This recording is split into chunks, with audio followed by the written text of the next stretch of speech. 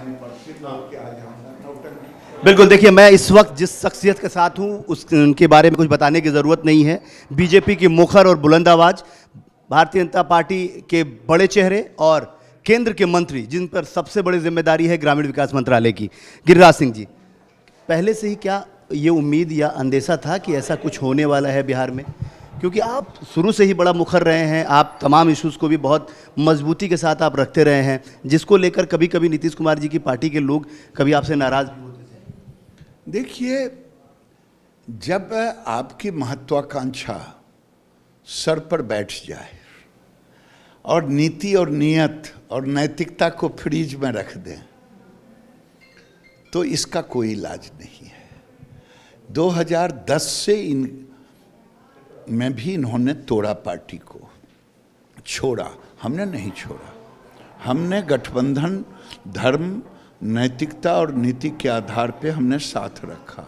उस समय भी लोगों ने पीएम मटेरियल कहा और वो इस काम को किया और बहाना बनाया। नरेंद्र मोदी का डिनर, ये बहाना बनाया। और आपने देखा होगा कि 2014 में आके ये पीएम मटेरियल लड़ गए चुनाव। नरेंद्र मोदी उस समय देश के प्रधानमंत्री नहीं थे, उम्मीदवार थे और बिहार में वो 2 सीटों पर अटक गए। उनका औकात पता चल गया। आज भी वो पीएम मटेरियल जो लोग कहता है, और आज भी इसी कारण से वो अलग हुए हैं पीएम बनने के लिए। क्यों? 2024 नहीं तो अब नहीं तो कभी नहीं, तो बहाना कुछ न कुछ चाहिए।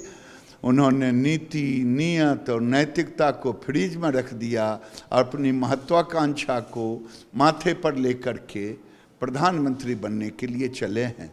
लेकिन चुनौती है, अगर नीतीश बाबू आपकी पॉपुलैरिटी है, इतने दिनों तक मुख्यमंत्री रहे हैं, तो आप अलग से चुनाव लड़ें जैसे 2014 में लड़े थे।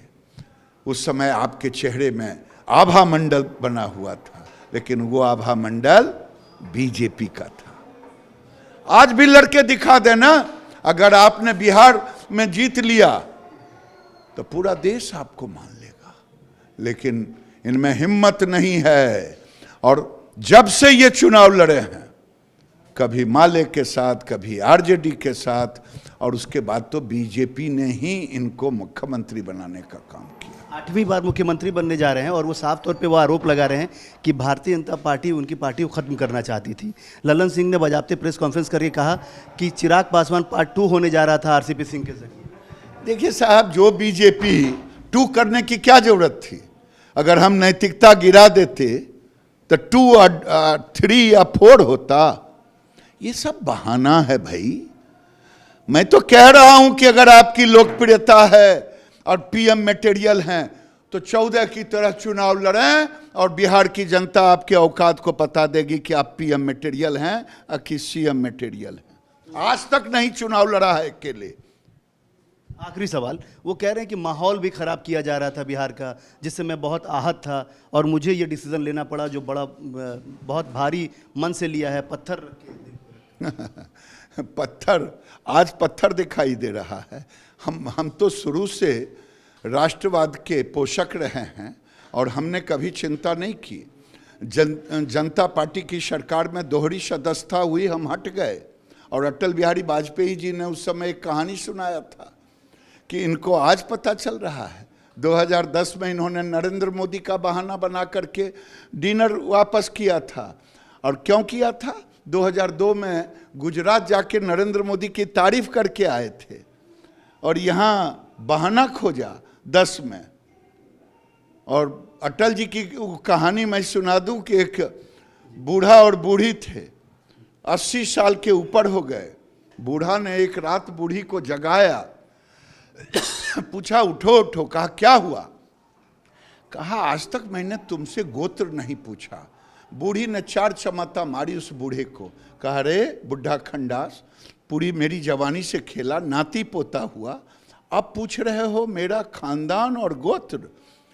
मुख्यमंत्री बने वो उस समय उनको नहीं पता था कि भारतीय जनता पार्टी जनसंघ से लेकर के न मैं छोड़ा हूं राष्ट्रवाद को, और न देश को छोड़ूंगा, न दुई राष्ट्रवाद के खिलाफ लड़ते रहूंगा। अगर सरिया कानून बिहार में कोई लाने की कोशिश करेगा तो हम विरोध भी करते रहेंगे। तो आप भारतीय जनता पार्टी सड़कों पर रहेगी? हम सड़क पर जिंदगी भर तो सड़क पर ही रहे हैं, हमें कोई टेंशन है क्या? बिल्कुल साफ तौर पे आप समझ सकती हैं कि किस तरीके से गिरिराज सिंह अपनी तमाम बातें कह रहे हैं और सीधे उन्होंने नीतीश कुमार पर जमकर हमला बोला है। तो बड़ी खबर आपको बता दें कि न्यूज इंडिया पर बोले हैं केंद्रीय मंत्री गिरिराज सिंह। बहुत उन्होंने कई बातें अहम यहां पर कहते नजर आए। कहा उन्होंने कि हमने अपना वादा जो है वो पूरा किया है, लेकिन हालांकि वादा खिलाफी का आरोप नीतीश कुमार पर लगाते नजर आए। न्यूज इंडिया पर अभी एक्सक्लूसिव बातचीत आप सुन रहे थे केंद्रीय मंत्री गिरिराज सिंह के साथ, जो साफ ये कहते नजर आए कि हमने तो अपना वादा पूरा किया, लेकिन वादा खिलाफी जो की गई वो की गई नीतीश कुमार की तरफ से। और सीधा सीधा वो चैलेंज करते नजर आए कि अगर हिम्मत है नीतीश कुमार में तो दोबारा से वो चुनाव लड़कर दिखाएं। उन्हें पता चल जाएगा कि उनकी क्या हैसियत है, वो सीएम बनने लायक है या फिर वो पीएम बनने लायक है।